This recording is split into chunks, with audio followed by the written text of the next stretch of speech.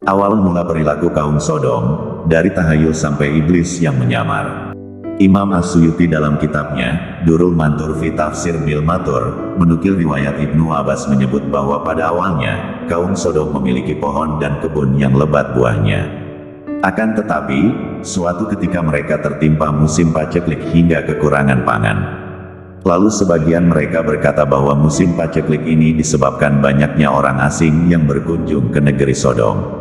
Oleh karenanya, apabila menemui orang asing tersebut maka kumpulilah dengan cara sodomi.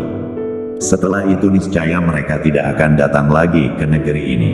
Tak disangka, ternyata anjuran yang bersifat tahayul ini diikuti oleh kaum Sodom hingga pada akhirnya menjadi kebiasaan bagi mereka. Sementara itu, Muhammad Syahir Al-Aidrus dalam bukunya yang berjudul Perjumpaan dengan Iblis, mengisahkan umat Nabi Lut AS termasuk kaum yang banyak dikaruniai kelebihan. Mereka suka bersatu dan bergotong royong, dan biasa berangkat kerja bersama-sama, meninggalkan istri dan anak-anak mereka di rumah. Iblis tidak menyukai hal itu, dan banyak upaya yang telah dilakukannya, namun kurang berhasil. Sungguh sulit menyesatkan kaum yang suka persatuan. Akhirnya dia mendapatkan ide. Setiap kali mereka pulang kerja, hasil pekerjaan mereka dirusak dan dihancurkan oleh iblis. Esok harinya mereka bertanya-tanya, siapa gerangan yang merusak pekerjaan mereka, membuat hari kemarin menjadi sia-sia, dan memperlambat produksi. Kerja mereka menjadi tidak efektif. Mereka kesal sekali, sehingga mereka bersepakat bahwa jika pelakunya tertangkap, dia akan dijatuhkan hukuman berat. Pada hari-hari berikutnya iblis menjelmakan dirinya menjadi seorang anak muda yang manis dan menawan sekali tampangnya.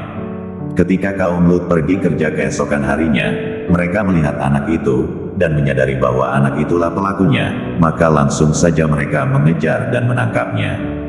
Dan setelah anak itu mengakui perbuatannya, mereka menjatuhinya hukuman mati. Sambil pikir-pikir lebih jauh, mungkin supaya ketahuan siapa orang tua atau kerabatnya, atau supaya diadili lebih dahulu, mereka memutuskan untuk mengurung anak itu dan menggilir orang untuk menjaganya. Malam itu juga, ketika sudah memasuki waktu tidur, anak itu pura-pura sedih dan berteriak meratap. Karena terganggu, dan mulai merasa kasihan, si penjaga menghampirinya sembari bertanya, "Ada apa denganmu?" "Ayahku selalu memelukku saat aku hendak tidur," jawabnya. Si penjaga menjadi tidak tega, akhirnya dia berkata, "Ya sudah, sini kupeluk." Ketika sudah dipeluk, si anak membuat gerakan-gerakan yang membangkitkan syahwat orang itu, terus-menerus hingga ketika hasratnya sudah terlihat, si anak mengajarkan apa yang harus dilakukannya, sampai akhirnya perbuatan sodomi pertama dalam sejarah peradaban manusia pun terjadi. Pagi harinya, ketika dia bangun, anak itu sudah tidak ada.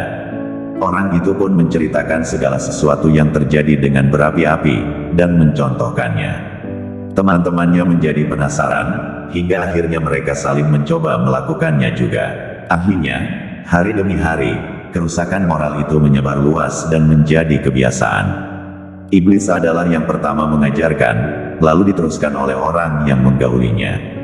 Tidak puas dengan itu, iblis harus menyelesaikan misinya. Dia sekarang menjelma menjadi seorang wanita dan pergi memengaruhi kaum wanita sambil mengabarkan, "Sesungguhnya laki-laki kalian sudah saling suka sama suka, kalian sudah tidak dibutuhkan lagi." Iblis selalu mengajarkan hal baru kepada kaum wanita, hingga mereka merasa bisa saling mencukupi kebutuhan biologis mereka satu dengan yang lainnya. Ibnu Katsir mengatakan, dari sinilah pada awalnya hubungan seksual yang dilakukan di antara sesama laki-laki disebut dengan sodomi. Nama itu diambil dari nama sebuah kota, Sodom.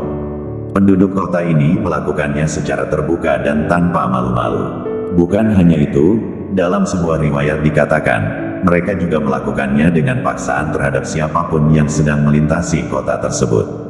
Tercela perbuatan kaum Nabi Lut merupakan perilaku yang tercela. Disebutkan bahwa mereka suka menyetubuhi laki-laki dibanding menggauli wanita yang sudah dinikahi.